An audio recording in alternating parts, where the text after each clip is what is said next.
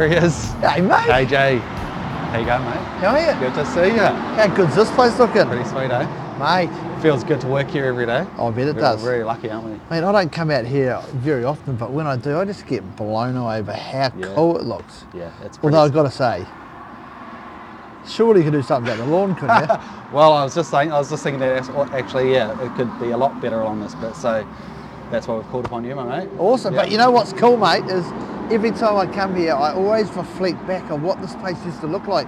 You had this beat up old, was a fruit shop, wasn't it? Jeez, you're casting your mind back a little while. Well, actually not so long actually. It hasn't been that long. We've been in here maybe a year, but the fruit shop was the office for a lot longer before that. So yeah, we've had some good times in that and office. even the branding's looking sharp. Yeah, you too, mate. Look Part of the crew. Mate, love it. Yeah, love it. So yeah, we've had some good times in that fruit shop. We've actually filmed a few videos with you over the years. We did, yeah, and some of those ones when we reflected back on Brian. You know, when the history of Waikato Sheds. How cool. Had a bit of a trudge for the orchard. And the roof shout. Yeah. Oh, sorry about that. Oh, the roof shout, mate. It's like, obviously it's hurt me. Yeah, you missed out on the invite. But hey, how cool though. Yeah. But the roof shout. Yeah. Yeah, no, nice. We'll make it up to you, KJ, I promise. Well, I think, mate, you might have heard about Keeper's Way. I've seen a green ute whipping around Hamilton. Looking sharp and noble shed That's on, amazing. Waikato Shed on Yeah, as well though, yeah. mate. But yeah, I think, how about Keeper's Way give you guys a bit of a hand and we'll look to do something. I think so. You've been a brand ambassador for a long time now, and it makes sense that we use you to give us some guidance on this green grass here that we need to do some work with. That sounds great, and it's been interesting as Waikato Shed has grown and the amount of sheds are out there now people are living in them, which is, man, that's exciting. Yeah. I kind of see areas too where, you know, like you have this amazing shed, but how do we enhance it with the, you know, landscaping and particularly lawns and stuff? Yeah. So, well, all of us at Waikato Sheds have been to your place. We've seen your shed, we've seen your lovely grounds, and we all want a piece of the action. and I know that you've put your own lawn in at home, mate. Yeah, How's that going for you? It's going pretty good. Is the it? ryegrass did the job. Oh, fantastic. Yeah. I've been impressed actually. Got in just before it got cold, and I've got grass now, so I'm nice. stoked. Yeah, cool. Yeah, and I'll be leaning on you a little bit more with some, you know, just to make it a little bit nicer. Yeah, nice. Yeah. Isn't it funny though how, as we get older, you know, things like the veggie garden, cooking a piece of meat on the barbecue for about 10 weeks, craft beer, but how important people have with their lawns now, and so no, it's cool, mate. And especially now my kids are growing up, they're playing out on the grass, so I want to make it nice, feel a bit more luxurious. Cool. Oh, shall we have a bit of chat to the lads and we'll have a look around? Got Jason and Brian over there. Let's have a bit of chat. Yeah, cool. I mean, and we can talk through the things that you need to think about when you go to put your lawn in, because quite often people do think it's a bit of a magic bullet, but you know, I just kind of, it's an opportunity here maybe to share a few tips and things that might help others. Sounds good. Let's go. Lovely work. Let's do it. Okay, mate. So this is what we got. So obviously there's quite a bit of grass here. So we want to section a piece off and make that piece really nice. Bit of showpiece. Bit of a showpiece, and then we'll just have the surrounding areas just a bit more normal. A little bit like what's at my house, right? How I've got sort of defined areas. Yeah. I think that's quite cool because there's a road frontage. If we can have this area that is kind of the place that, you know, this is your A grade, I guess. Yeah, people drive past. Yeah, it looks visually, it looks good in front of the office. Awesome. So yeah, we kind of talked about we'll just extend that line of the concrete slab out, sort of just behind that tree there, and make this real mint. Also talked about just paving this little section off so that we don't have to worry too much about maintaining that random little square.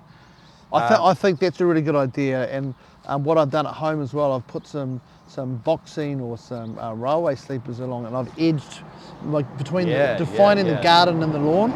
First things you kind of need to think about is, you know, do we want to put irrigation in? Because if you're going to be doing some work, this is the time to do that, and you know, we can get an irrigation design done for you and those sort of things. Yeah, so irrigation does seem like a good idea. You know, Christmas time, we're all away on holiday, making sure it's going to last the distance. And I think too, you know, with irrigation systems, they can come on during the night, so there's no water going while you've got customers here, and even, you know, irrigating during the day is not a great thing. It's windy, and you want to be able to do it, you know, during the evening, and so that's a really important thing. Is that always a bad idea to be irrigating during the day? Like, can the water, like, so I know sometimes with veggies when you're watering and then the sun's on it, can kind of burn the leaves and stuff. Totally. Similar with grass? The same as grass. So all our irrigation that I do, you know, in my day job is done during the night. And also too, when it gets humid, putting on water when there's a lot of humidity around turf isn't great either, so lots, promotes turf diseases and stuff. So definitely, our irrigation comes, like in my home lawn, comes on at 4 o'clock in the morning. Oh yeah. One, there's no one up having the shower going because it works off the water pressure, so those sort of things. So so that's how I do that at home. So. Excellent. Okay. So the first thing's irrigation. You need to make a decision. Do we want to irrigate it? Yes, no. Because then that leads into the types of grasses that we might think about using, because there are some grasses that do need water and some that can survive with less water. So things like, ryegrass needs a lot of water. There's other grasses, like fescues or tall fescues don't need as much irrigation requirements. So they're the sort of things that we really want to have a bit of a chat around. And because you think about too, people think that a lawn is just a bit of a one-hit wonder. Well, it's not. So the maintenance required once it's all up and going, and the ease of because I'm sure you guys are going to be out looking after people with all their new sheds. You don't want to be out here mowing grass all day long. Yeah. It's got to be appropriate for what we want to do. We want to obviously keep it nice, but don't want to be out here every day doing work on it. So based on that, if we just want to be mowing it once a week, it's very likely we will put irrigation in. What's a type of grass seed that you would recommend for us that's going to suit this type of environment? I think out here, tall fescue would be a really good option for you. The only thing, you'll need to cut it a little bit higher, but I don't think that's an issue. We can still have it striped up, looking $1 million, and keep its way, supply tall fescue seed and stuff like that. Good stuff. And then also the maintenance, ongoing maintenance after it. It's a pretty easy. Well, it's not easy, but it's slightly easier than say a ryegrass. So I think tall fescue out here would be the perfect choice for. Sounds good. For Waikato Shed. Can't wait, mate. Can't wait to have good. a great looking Keeper's Way lawn out here, eh? Perfect. Beautiful, mate. So we're going to make it happen. We'll sort of put some things in place, and next video we'll actually start doing the work. So we're going to have you out on a rake. Maybe. Fantastic. We'll Love see. it. Thanks, guys.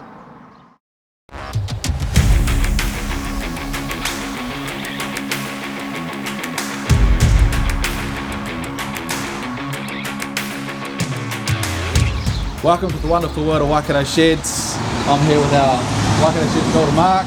G'day. Jack. And good mate and ambassador KJ. G'day, mate. Just talking about the next stage of our lawn journey out the front here at the office. The first time we met, we caught up with KJ. We made a bit of a plan about what we wanted to do, the type of grass we were going to do, a bit of a plan about the irrigation. Since then, we've actually got our lovely irrigation plan. So we've got one step closer. We've sort of sprayed it, done a bit of spraying, we've dug a bit of trenches. A1 have been out and dug some trenches. We've had Adam's Electrical out here. They've laid a bit of electrical cabling for the pump and whatnot, a few lights and things. And now we are here with a whole lot of irrigation in front of us. So we're going to work with KJ, Mark and Jack are going to work it with him, and we're going to install this irrigation. Hey, what's really cool, guys, is that so New Zealand Irrigation have done a plan around for the size of the area that we need to install. Part of it needs to working out how much water supply there is, so that's testing to be done. We now have a plan to work off. It's a little bit like putting a jigsaw together now, so we've got a whole lot of parts here and bits and pieces which we'll go through. But the whole thing was it's been designed and done properly, so that we know that the irrigation supply or the water supply will be able to cover this whole total area. It's really cool too. So the irrigation system that's going to be installed today is an automatic pop-up irrigation system, so you can irrigate during the night, which is the absolute best time to irrigate. A lot of reasons why is it's not as windy, there's no one here, there's no one sitting out on the lawn having a picnic with irrigation sprinklers going. Also too, particularly in your house, if you've got the shower going or the running water, that can affect the irrigation. So I irrigate my lawns at home. That comes on at 4 o'clock in the morning. So that's what's great about an automatic irrigation system. The irrigation plan that we've got tells us where all of these parts that you see here, there's quite a number of them, are going to go. Looks a little bit complicated, but it's not. It's if a man follows the map, he will be able to succeed in this. What do you like at reading maps? So what we have here is all the valves, which is pretty much what happens. This will get wired up to the controller, which we have right there, which Mark's got. That is the brains of the system. Sends a signal to our valve. The valve will open up. All of our irrigation pipe here will get installed, hooked up to that, and then that runs to the sprinklers, which are on a swing joints so we can move them up and down when we install. So the irrigation system at 4 o'clock in the morning or whenever it says go. Oh, look at you go. Like this, good dance move. The old irrigator. Yes. You're out of control. And that's 180, right? So it'll just go like 180, you can get 360. 100%. Yeah. We can adjust these sprinklers to suit that size areas. So always install them with the left-hand side, and then you can adjust to the right. So great little pop-up sprinkler. But again, the beauty of this whole system is that irrigation will be able to come on during the night when there's no one here. Also, what Waikato Sheds have decided to do, which is even a great idea, is install some dripper lines, which also will be automatically controlled. So these will come on during the morning or during the night. And what this dripper feeder does, just drips out a little bit of water. So this normally goes into your gardens. So we've got some lovely little hedging and pittosporums in it here. This is what will irrigate these and make these look $1 million. It's going to be pretty cool, eh? It's gonna be nice, yeah. So yeah, so it's all this reasonably simple. So now we've got Jack here who's going to be doing all the grunt work today. Fit young fella that he is. Look at him go. We'll just so stand and point. Jack can do all the hard yards. Yeah, I reckon that'll Sounds be good to nice, me. mate. So- Yeah, let's do it. So we'll start and install now. What we will tend to do is start with the valve bank. We'll go and install that. We'll have a valve box here, which will be where it's so no one can see it.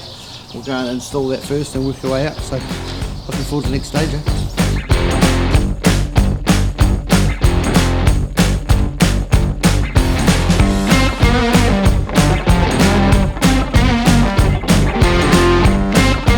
Got to go piece by piece. There's all our bits and pieces. It's going to be amazing stuff.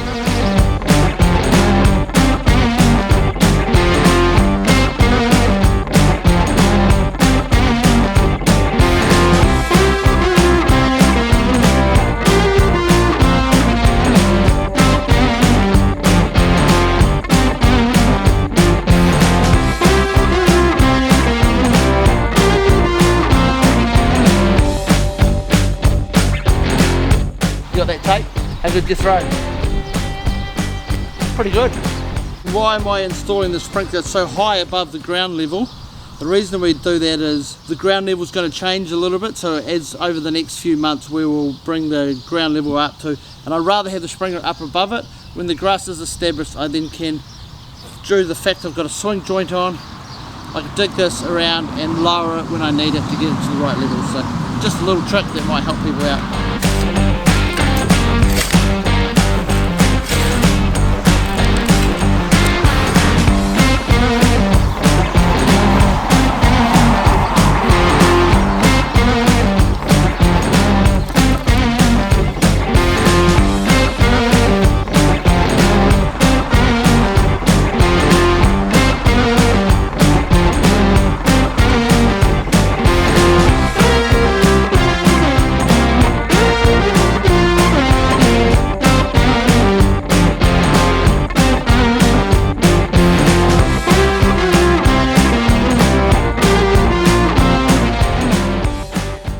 G'day Jack. Hello. I'm here with Jack, my offsider. He's like my right hand. Yeah. And what we're here doing is some timber work. It's a bit different for us. We used to steel, nice, hard, straight. We've got timber, and what we're doing is a mowing strip between this beautiful garden that we planted and the lawn that we're doing. So we're just putting this down at ground level, and then we'll build the dirt right up to it. Then the lawnmower is going to be able to just mow right up in between, and we'll have a little strip to keep all the bark in the garden. Absolutely beautiful stuff, and it's really coming together. Almost all going to be ready in time for the Christmas party. Merry Christmas. I had nothing.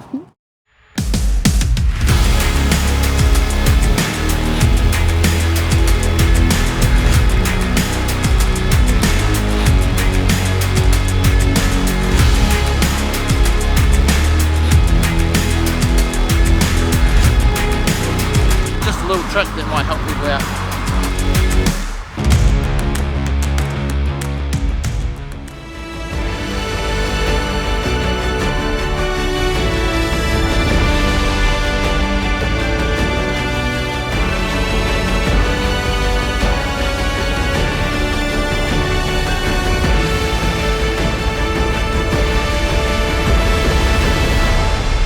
all-rounder tall fescue. Now tall fescue is a great grass for an area like this. It does need to be cut a little bit higher than normally.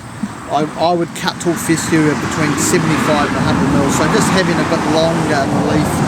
It's a little great wee product with the irrigation and the fertiliser and maintenance program we have on it. Will be looking pretty sharp in no time. So it's going to be sowed now. It'll probably take about 10 days before it germinates, so hope you guys can capture all these seedlings doing their things. Pretty exciting, eh? It's like Christmas.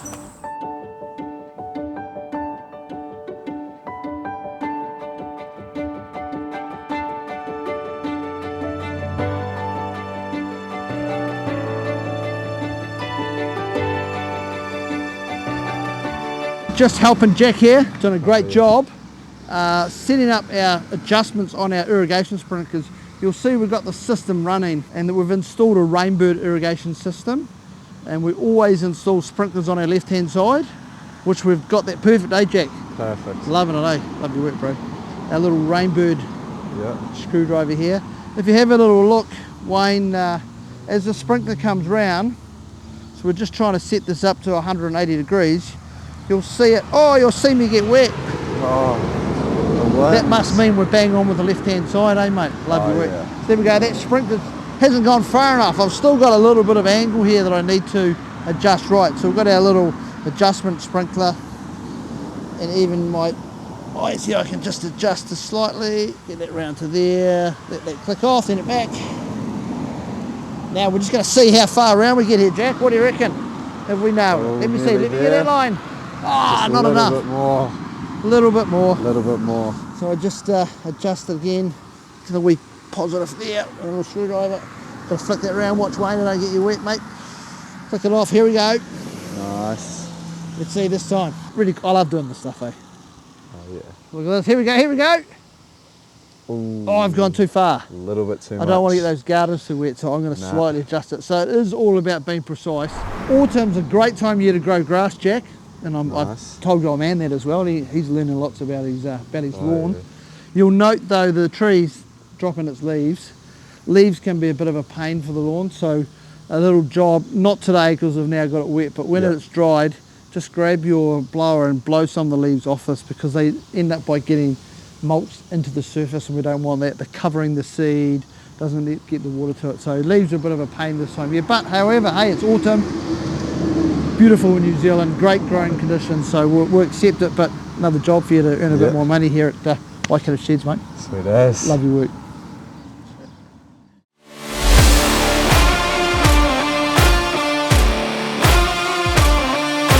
Alright, welcome to the wonderful world of Waikato Sheds. Found some more tradies to strong arm into getting on camera. So I got Aaron and Luke from Waikato Post and Rail. Cheers guys. What we're doing is Brian's had this awesome fence that stood the test of time since the 80s. It served the old fruit shop, but we need something more beautiful for the show shed. So we've got a big post and rail fence going in, and we've got the guys Waikato Post and Rail doing it. So talk to me, Aaron, Luke, how long you guys been in the fencing game, and what sort of fences do you do? Been 7 years now. Do everything, cover everything really. So fencing, sheep fences, residential fences. Yeah, do the lot. Yeah, a lot of retaining walls and stuff. Awesome. So what we're doing at the moment is we're just getting the levels on site. We're waiting on Big Roy. He was meant to be here, but he's running late. So we're getting the levels right so that we can get the fence going down this way and going down that way, and we're putting a concrete mowing strip. We're going to be digging all that out later on today, and then these guys will be back on Monday to do the work. But should we pop over and just have a quick look at the timber that's going to be going into this? Awesome, so we've got the timber here. This is only half of it. What are we looking at size-wise for this fence, Max? So it's a 200 square, obviously, with the chamfered top on it, and then checked in for a 200 by 50 rail. So are there going to be any screws going into this, or is it all just going to lock together? No, it should all just lock together. This is beams and timber. Beams and timber, right? Beams and timber and tuakau. Yeah, so you guys been dealing with them a lot? Yeah, recently we have been, so doing a few different projects around the Waikato. Yeah, I was pretty surprised, even though like we've got no supply issues, my friends. It'll take us 3 months to get this. Yeah, it did. So there's a bit of a lead time on it. Yeah. Yeah, I think it's mainly the kiln dried rails that sort of Yeah, they want to make sure they go give us good timber, I hope. Yeah, that's it. Yeah, so all of this, only half of the fence. So, you know, we'll go see it all turn up on Monday and we'll see all the action happening. Yeah. All right, cheers guys. All good, Thanks for being strong-armed. Awesome. So we're back with Roy. Roy, my man. Jace. James working hard behind us. So we're demoing the old fence. It's coming out. We've met up with Aaron and Luke before. What have they asked for you to do? So, well, obviously, pull the old fence out. Yeah. Then they've given me a height down in the far corner of what top concrete's going to be. So they want 100mm full from the corner there down to there. Yep. Then along Hunter Road, we're just going to cut level, and I'm going to be 700 wide all the way down, and just enough for the mowing strip to go in as well. That sounds awesome. All right, you can follow us along. The rumours are Jason has to use his hammer on site, so I'm going to help the boys out. We're going to do a bit of demoing because I want some of this timber for at home, and we're going to get this ready to go.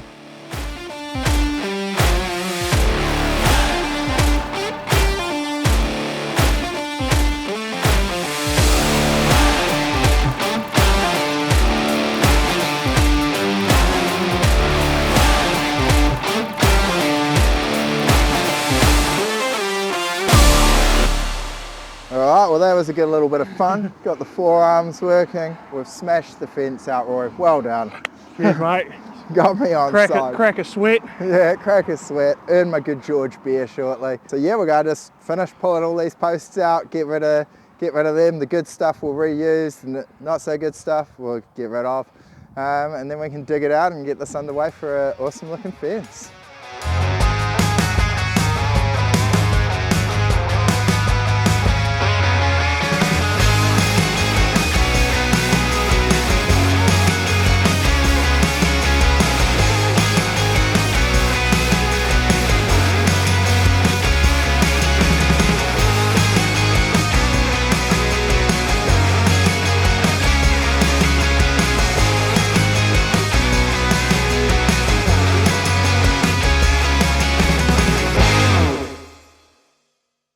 Cheers. Cheers, Jace.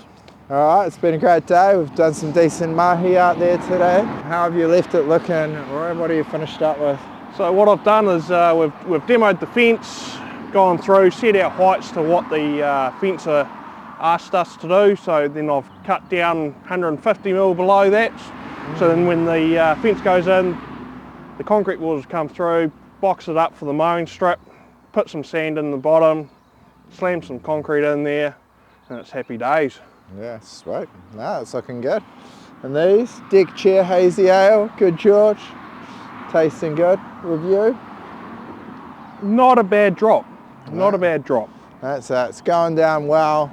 Late autumn's day. Tasting good, feeling relaxed. So have a great day yourselves. Any questions, let us know. We love it. Cheers, guys.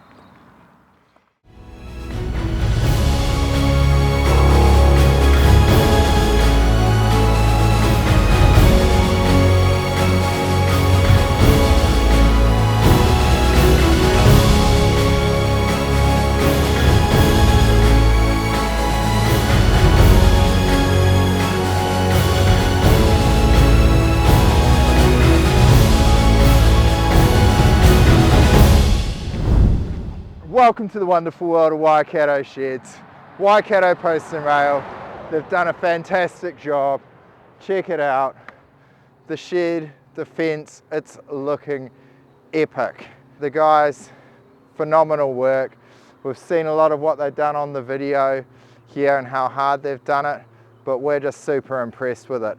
If you ever need a post and rail fence, Waikato Post and Rail, and then beam lock interlocking timber from Tuakau, they've done it. But check it out, so big, so strong, strength by design, no nails, no screws, just good quality New Zealand timber and a bit of concrete. So we're super happy. Next stages, we're going to be painting it.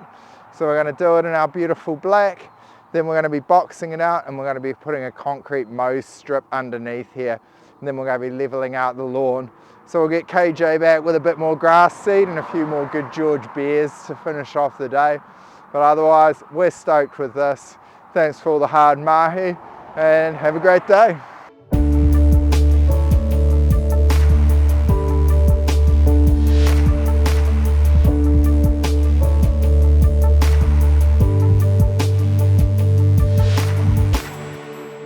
Welcome to the wonderful world of Waikato Sheds. You are joining us at a beautiful time of year.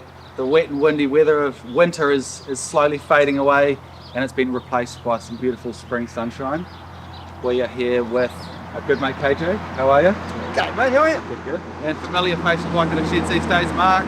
G'day. And we thought it was G'day, Mark. How are you, mate? Yeah, very well, very well. we thought it was a good chance to just talk about how to get our lawn in some good condition for the warmer months. So we're going to call upon our mate KJ, who's clued up in the game. Mark, what do you reckon? What's on the agenda for the video? We've got a few things on the agenda. So in an earlier video, we've seen KJ came out and we've sowed this amazing looking grass. So we're going to go over talking about what height do we cut that, how do we control weeds in our lawns. Also, we've had a big bit of lawn that we've spread a heap of dirt over from our pole shed dig out. So we're going to talk about reseeding that and how you go about that, which will be handy for a lot of our viewers who have built a shed and now they need to get their lawn looking nice. So we're going to go over that, and you'll have a few other tips and tricks for us as we go. Sounds great, eh? Yeah, no, it's fantastic. It's a perfect time of year, the springtime in anywhere in New Zealand. Like, look at the sun shining. Won't be long, we've got to upgrade the beanie to my bucket hat, which will be great. So yeah, really cool. And what I'm really loving to see is how good your tall fixture lawn is actually looking, and now things are exciting with the fact that sun's out and getting in and mowing. And I know every man loves to mow his lawn, right? And it's an exciting time of year, that's for sure. Yeah, starting to feel the sun on the skin. It's bloody awesome. So yeah, shall we have a chat about some lawn? We'll do it, eh? Let's do it. All right, great to see the result, Shane. This is from an autumn sowing, and I'm a big fan of autumn sowing because it's had the winter to get through, and so we sowed it in April, and it's looking amazing. Everything I see here is normal. There's a few weeds starting to appear, which is cool. There's also that the height of the grass is quite high now. So one of the most important rules whenever you are mowing your lawns is never to cut more than a third of the leaf off. So what it means, if your grass height is at say 60 mils, don't cut it down to 30, just cut it down to 40. So never remove more than a third of the leaf. What happens is the plant goes into stress, it doesn't like it because you've kind of whacked it, you've given a real decent haircut. So that is the number one rule that we always use around mowing. Now this tall fescue seed here that we've sown this winter, this is the all-rounder tall fescue from Keeper's Way. Recommend to mow that at between 75 mil and 125 mil. So it needs to be cut quite long. Yep. Okay. And the reason tall fescue, it doesn't like to be cut down, it gets quite open. Tall fescue will handle the summers reasonably well. In comparison to like a ryegrass, but it does need to be cut high. I have this same seed around most of my property at home, and I cut that at 100 mils every time. And yeah, it seems quite high, but it really is a reasonably low maintenance grass. So if we have a little bit of look, we've sort of got some bits that are quite long. So what I've got here, I've just got my little roller, and I'll put that down to the ground level, and see we're about 120 mils currently, so I reckon if we were just to be topping it even down to 100 or sort of 100 or not, or even 90 mils, that would be ideal. And that'll be quite good. So again, once you start mowing, the more times that you can mow it at a higher height, the better it is. So what happens to the plant?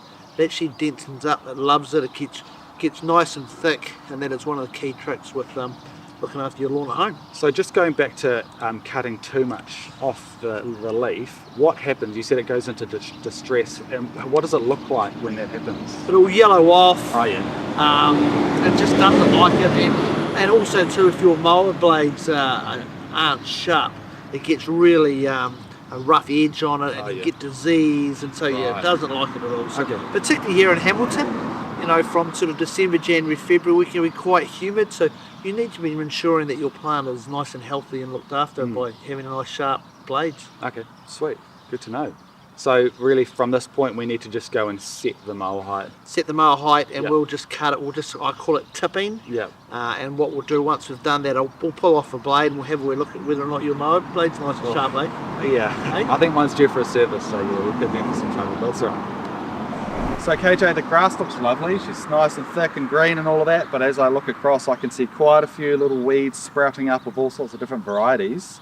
That obviously comes with the territory, where in a rural setting, so there's stuff all over the place. 100%. But how do we deal with these little bits of weeds? Yeah, well, you've done the right thing, because I know that initially when we sowed it, there were a few weeds that come up early, and that again is normal. There's weed seed in the soil, the wind's blowing seed, the birds are dropping seeds and stuff. So you've done the right thing by holding off. So this lawn now is probably close to 6 months old, which I think is perfect. And it's in the springtime, so what you want to do is to identify what the weeds are. So there's no point having a look at here. This is stalkspill. Now there's no point saying that that's clover and then spraying a product that'll kill clover if it doesn't kill stalkspill. So what I always like to do is have a wander around, have a wee look, and ID the grasses. Use Dr. Google. He's got lots of information there for you. So, because then you can actually select a herbicide that will remove those plants, and a selective herbicide will remove the weeds and not touch the grasses. But again, the key thing is to identify what weeds you do have. I actually do quite a bit of hand weeding in my lawn at home. When weeds come up, I've got a little weed tool, which I should have brought with me, but they're so cool. You can just pop out the weed as you're mowing. You can use a screwdriver, another wee trick too as well. Where can the viewers get that little weed tool? From Bunnings, to be fair, the cheapest chips. Okay. $2.95 for a weed tool. You're not going to get anything cheaper than that. Yeah, that's good. Yeah, and I use them all the time. You just put it in, pull out the roots, and then just pull the plant out. So what I've been doing is, I get weeds in my lawn.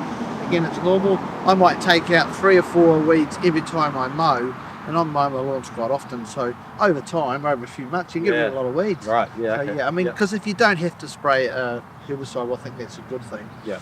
If you do decide to spray the herbicide, one of the key little messages I'll pass on is fertilise your lawn about a week to 10 days prior to spraying the herbicide. Now there's some reasons for that. There's one, the weed stomata opens up, so the plant's growing, it takes in the herbicide better, you get a better kill. Secondly, your grass is in a healthier condition, so it'll handle the herbicide, and it's a really cool way. And then also too, the grass will be able to recover and fill in any of the holes. Right. Okay. So that's a couple of wee things.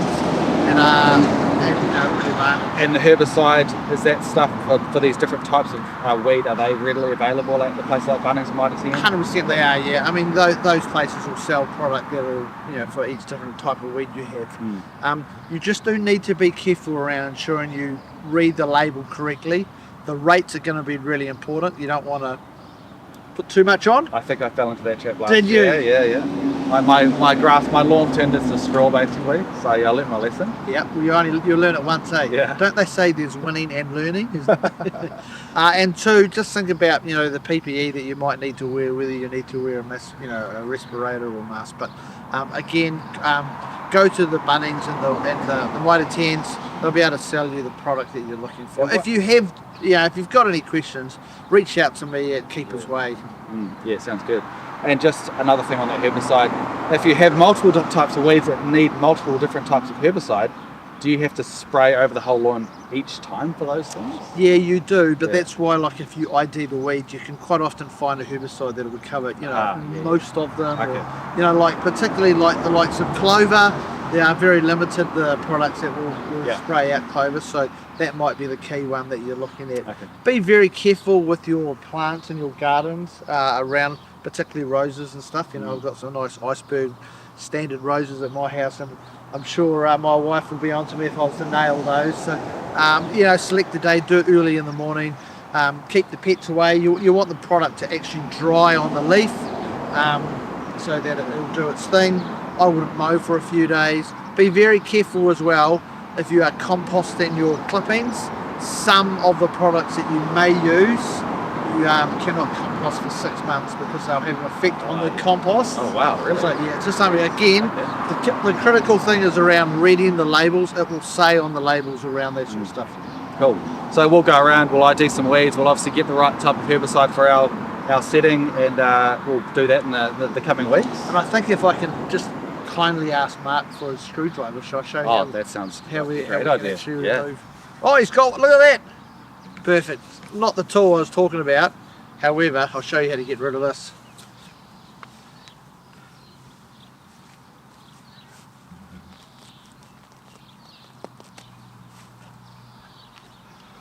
Just like Look that. at that, bunch of roses for the wife, eh? Shane, I just thought while we're talking about fertilising your lawns, this is a good time of year to use a product like this. This is the slip cord on lawn fertiliser. It's your general type lawn fertiliser, which is great for any species. This time of year, put it on at 20 grams a square metre. With any fertiliser, doesn't matter whether it's the great stuff from Keeper's Way or any of the other brands that are out there. Make sure you always wash them in. Some of them will say that they're non-burn, but I've always just washed them in. It gets the process of breaking down the particles started, and it just reduces the risk of any burn. And another little tip here, I'll throw this one in for free, Shane. When you do spread your fertiliser, you're likely to get some of the particles on your paths or your concrete areas. I always blow vac them off or broom them off, because this has iron in it and it will stain your concrete. Nothing worse than a lovely looking concrete path and it's got little speckles on it. So I always just go around with my blow vac and blow the stuff off the concrete. Just like what we say when you're building your own shed, when you're sort of drilling and screwing and you're dropping soil all over the slab, then you blow it off. So same thing. Same principle, eh? Yeah, cool. And I'm pretty sure I used this on my lawn last summer. Absolutely. And I had one of those fancy little Spreaders. Oh, cool. So heaps of fun. So. And I would suggest using those, again, available on Keeper's Way. But I see a lot of people that go out and they do this and they spread it. You'll get fertiliser burn marks because you'll never distribute it either. So always, if you've got the opportunity to use the spreader, I always recommend that. Cool. G'day, so I'm back in shop, and we're talking irrigation. So we've set up the irrigation in previous video, and we've got this last one to bury down. You want to talk about why this is a good time to do this? This is a great time to do that, and the reason why we left this out of the ground is when you're establishing brand new lawn, the soil's quite soft and all those sort of things. So I always like to have them out of the ground like what we've done. Now that things have firmed up and the roots of the plant have actually gone down, the whole thing is really stable now. So now we can put this into ground level and set up the angles like what we did in the previous videos, which is a great thing. But now's a great time. All we need to do is with the spade is just pretty much cut a few squares around the outside of it, drop that down, set it up to ground, just under ground level, because the irrigation sprinkler itself will pop up when it goes to start watering. So it's just a great time to do that. Yeah, and obviously then we're going to be able to reseed round it, and that seed's going to take in quite quickly. Yeah, and a lot of the times, like if you cut the turf and do it straight away, you can put it straight back and it'll recover. Cool. So we had a little bit of a bare area here, but you will get these little bare areas like this, Mark. Yeah. What I suggest is get your garden fork, and even just make a whole lot of little little holes in it. Throw some seed in it, and that'll grow. Yeah. So, and if I dig those clumps out and rebury them, or if I was digging a trench to put a pipe in, after I've put them in, is that a good time to give that a little bit of fertiliser or a water and just really help that grass re-establish in there? Absolutely. Geez, I think you're wasted working out here at Waikato Shed. You should be doing my job, mate. It sounds good to me. I would like to suggest too that this time of year is a really good time. If you do have an irrigation system, is go out early on and start it up. You might have a gate valve, which for opening up the water. One of the wee things is to always open them really slowly. If you open them up too fast, you can get what they call water hammer. The water will go through and it goes like that, and the pipes can actually damage pipes. If you're in the South Island or in cooler parts of the area, also think about the fact that you should always drain your water out of the pipes going into winter, because they do actually freeze, and when frozen water expands right, and you can have pipes crack. Some irrigation systems may have a filter on them. give them a clean out, you know, check that there's no rubbish in your nozzles and those sort of Yeah. things. So just a really good time to do a little bit of a check and readiness for the summer. In my role, you know, during the day at FMG Studying Waikato in Seddon Park, we always do a pre-season irrigation check where we will actually fire every sprinkler up. We'll go out and we'll check one that the arcs are working where we want them to work, that there's no, you know, dirt or no stones in the system, that the pump's been checked, that everything's ready to go, because nothing worse than hitting the summer and your irrigation system ain't working. Yeah, right, where now is a great time to check it, do any repairs that we need to, and be ready for when those hot days are here to do it. Correct. A little bit like when you go on holiday, I'm sure dads check the tyre pressure and the oil of the car. It's just getting yourself ready, eh? Yep, nothing like a bit of maintenance to make everything go smooth. Also, something I've noticed with our lawn is we'd levelled it out, but it was never perfectly level. And as you say, as the grass is set in and everything's settled down, it's not as even as we'd like it. So I was thinking, do I get a load of sand in and sand it with a big rake, or what would you suggest? Look, that can be an option for you. I would just be hesitant around sand because grass will grow in sand, but the downside of the sand is that during the summertime you're going to have to use a lot more water, a lot more fertiliser, because sand, everything will infiltrate right through it really quickly, and it won't hold on to nutrients, so it's just one of the downsides of sand. But what I would suggest, perhaps as we wander over and have a couple of bare areas, we can talk you through what we can do. What you'll see here, Mark, is that there's a couple of areas that are a little bit thinner than the rest. What I'd even suggest is to shave this down with your mower, like get it right down as low as you get it. Get yourself a garden fork and actually make some dimples in the profile and put some more seed in. And if you find there is a real hole there, you can use some top dressing soil and just lightly work it in. Because what you don't want to do is just put soil on top of this long stuff.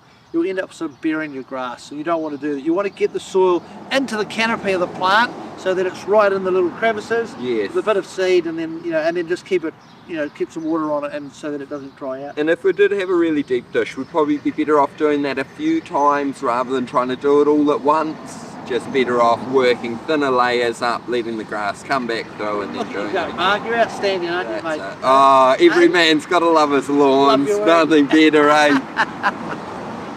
So we're going to go pass it back over to Shane now and talk about mowing heights. Is that right? And he's going to mow a few strips and do that, and then a bit of mower maintenance, eh? While we're talking about mowing. We want to talk about mower maintenance before he goes out. Okay. Little things around health and safety as well. Yes. From what I hear, though, I think he's pretty excited to mow this, isn't he? Yeah, he looks. I can see him behind the camera. A big smile on his face. Smiling like a Cheshire cat. He's going to get out and mow this for the first time. Now that's pretty exciting. Yeah. Mate, how proud, eh? The trusty old Massport, eh? Yeah, does the trick for sure. I reckon your grandfather had one of these in his day. Yeah. Got to have a Massport, right? And a president. I know Mark, when I pulled it out of the ute, it was his eyes lit up. He's got one of these at home as well. Is he? Yeah. We've got a self-driven one at home. Oh! We've got a steep property, so the self-driven one. Fantastic. Wow.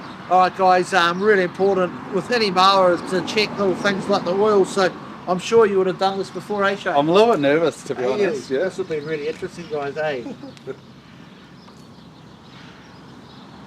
She needs a bit of oil. So what you'll see here, there's two little dots, right? That's the low level, that's the high level. Top it up, it needs, pretty good, mate. We just needs a little top up. So we'll throw some oil in that because this is the blood of the engine, eh? You don't want to run out of blood. So before we mow, we will add a little bit of engine oil. A beauty about the fuel is that fuel does go off. So if your mower's been sitting in the shed for 6 months or hasn't been used for a while, you probably want to drain the tank and put new fuel in it. Fuel doesn't last, so nothing worse than trying to pull the mower and she won't start. I can confirm that was pretty empty this morning. I've topped her up with nice fresh stuff, so that is fantastic. One thing I can pass the test on, I think. Well done, mate. Thank you. Love it, great stuff. Another wee thing is the old air cleaner. Well, she could do with a clean as well, I think. I didn't even know that was there. Did you not? He needs to go into the steel shop for a service. So we need to give that a bit of a clean out. So just check your manufacturer's book that will come with it. So the manual, it'll tell you what you should use. I'd always give it a bit of, put in a bit of fuel, give it a bit of clean out, and blow it out with compressed air, so that, because at the end of the day, a motor needs fuel, it needs air, and this is where the air comes through. I left it like this in the name of good content. I wanted to show you the worst case. Great content. So we'll give that a clean as well. So one of the things too is talking about looking underneath to wash out your mower. I tend to put it up against the wall and tip it up that way. Ah, okay.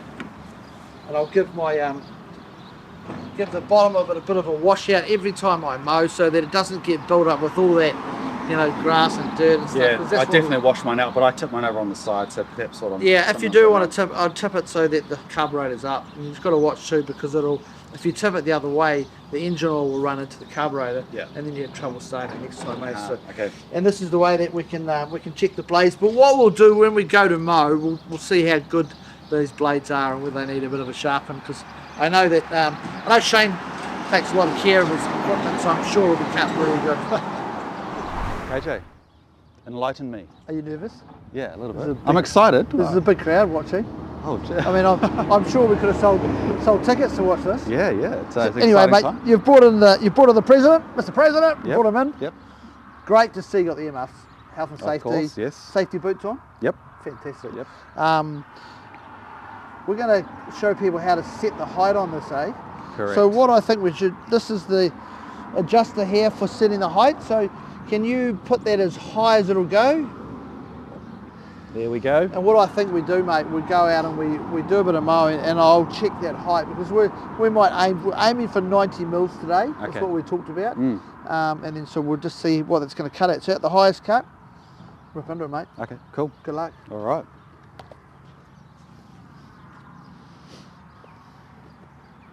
Oh yes, priming the Give it a carburetor. Give a wee prime.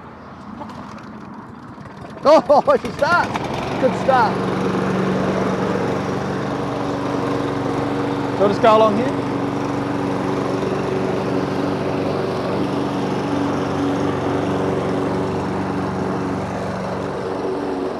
Awesome.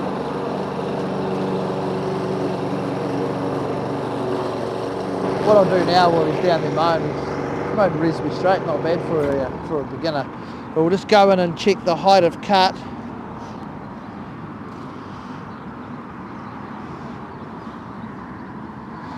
Yeah, that's at 100 mils, so we're pretty close, so that's pretty good. But we might just drop it down a little bit and show the people what we're going to do, because you can kind of see you've cut in some areas, it's cut quite a bit off, but perhaps we just drop it down drop it down one click. Drop another notch and we'll have a look. And we won't be too far away, but looking really good, so really great. Again, gone back to that rule we talked about, don't cut more than a third of the leaf off, so which we're looking pretty sharp at here. So he's going to fire up. He's just dropped the height down another notch just to lower it. And we'll do another run. I think he's really loving it. Look at it.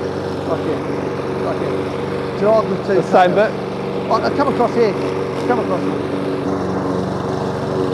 Only one click, but you can definitely notice how much more it's cutting off. Back in and check the height of cut with the old ruler.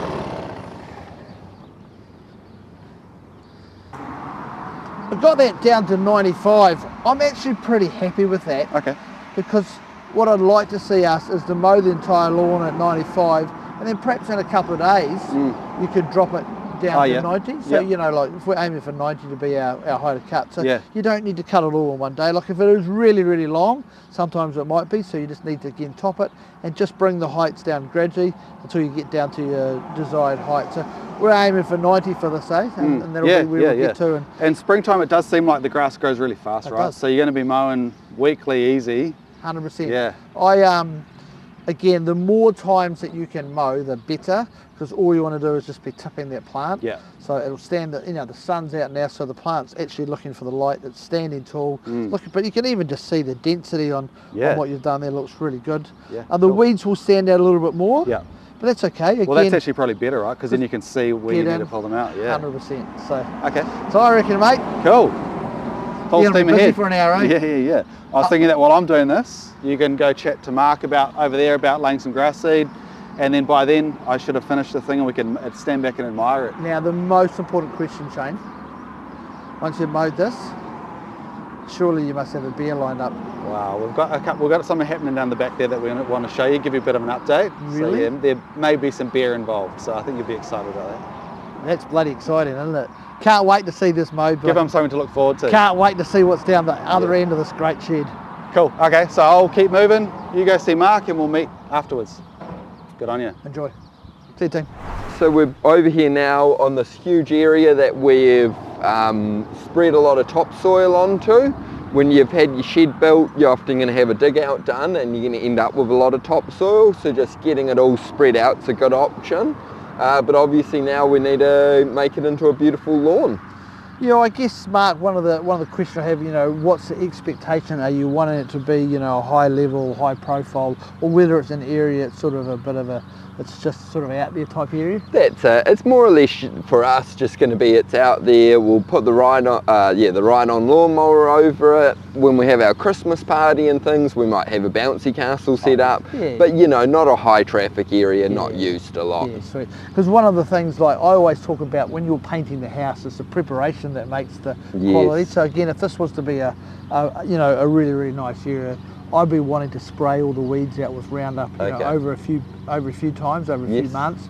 And again, like the perfect time is to be sown in autumn. However, we're kind of accepting that this is going to be an area, as long as it kind of looks green and looks okay, right? Yes, yep. Yeah, so it is a big area. I kind of might talk through, how do you work out how much seed you need for the size of area that you're going to sow? So great to see you got your measuring wheel. Yep. How about we do a width and a length? All right. We'll come up with the answers, we'll work out the space we've got, and then we can work out the seed rate.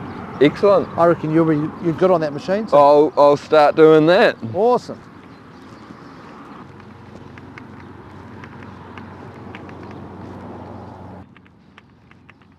How'd we get on there, Mark? What size you got? We've got 95 metres by 15 metres. Sweet, so grab my calculator because I'm a grass cutter. I wasn't great at maths at school. So we got 95 times 15, 1,425.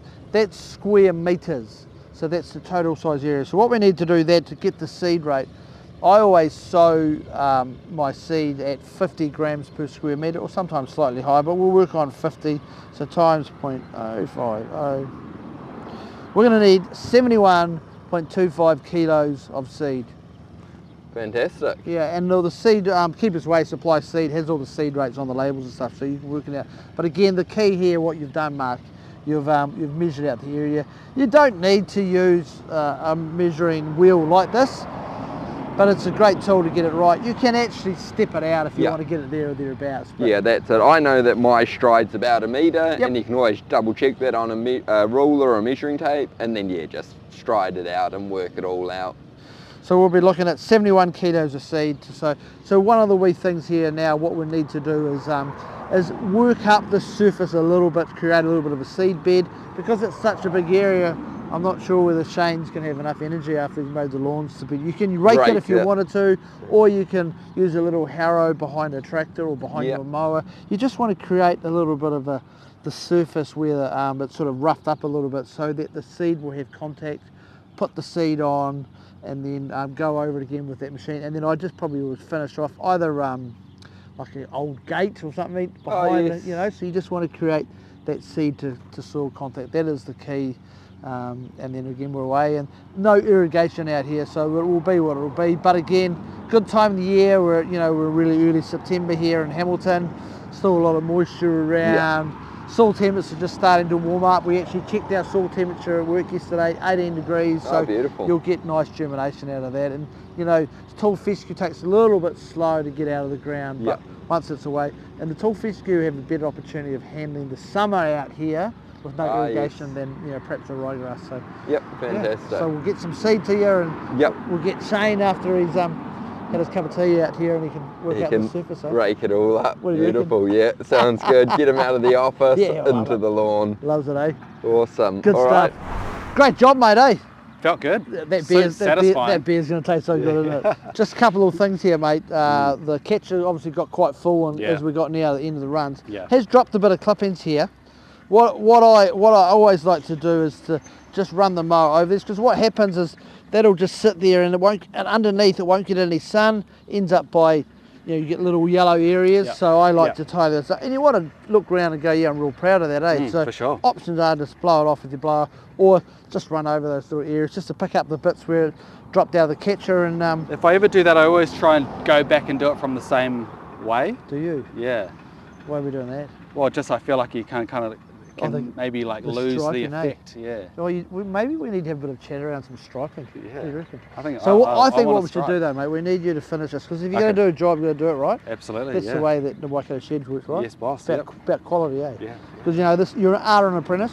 We'll tidy these up because we want this to be looking nice, sharp. But I can tell now just how good it's looked. This lawn did need a cut, and we've cut that at 90 mils. You'll notice that some of the wheel marks are where the plant's been laid over. Tomorrow with the sun out, you watch this tomorrow, boys. You'll be loving it. You'll be all wanting to have your lunch out here, I'm sure. I want to lay on it for sure. You haven't finished yet. Get this finished and we'll go and do some striping. Sounds good. All right. Okay. So Shane's done with the mowing, and I can already sort of see a bit of stripe action in the lawn, but you see it's really big in America and some people like it here. How do you get the real stripes like they do in the lawns? Yeah. What's the trick? If I tell you that, I'm going to have to kill you. It's worth it to know. What it is, it's the way that the mower is being used. So a real mower, which has a roller on the back of it, actually lays the plant down a bit. So a light stripe would be one that we mowed that way, then the dark stripe when you come back towards us. Yeah, and it's grass laying like that Pretty and the much. light shining on it. Yeah, correct. Okay. So the mower that we've used, the old Massport President, that is just what they call a pedestrian rotary. It doesn't have a roller on the back of it. Yes. There are some models of the rotary mower like that actually do have a roller drum on the back. Okay. That you can put the stripes in, or there's Yeah. a few people that have come up with some home little kits that they've made that catch on the Yeah, back of it.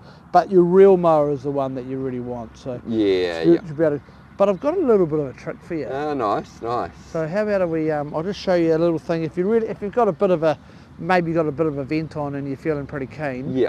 Got a broom? Oh, you got a broom. I got a broom here I prepared earlier. So what we do, we just brush.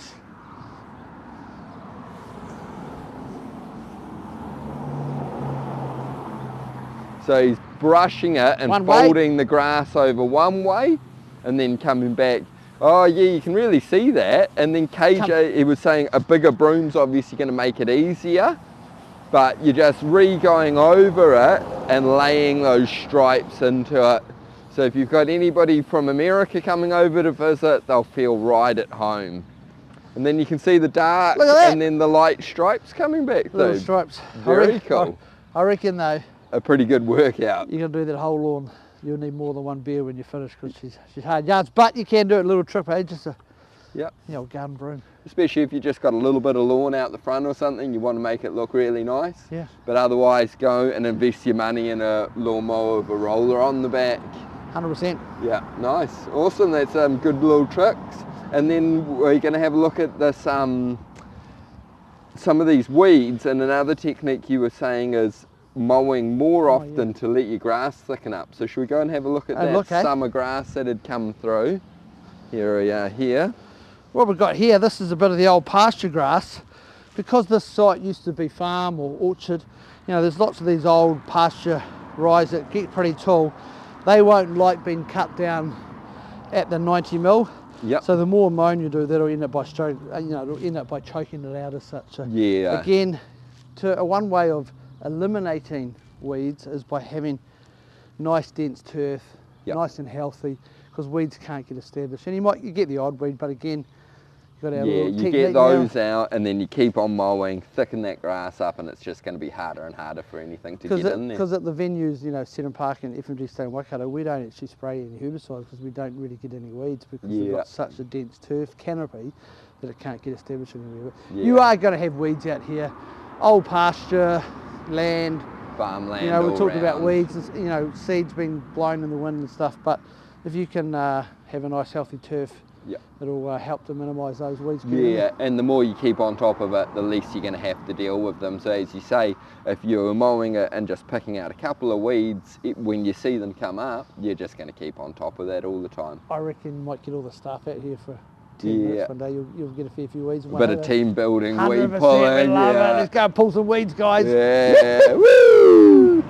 So we've had an awesome morning here doing the lawns.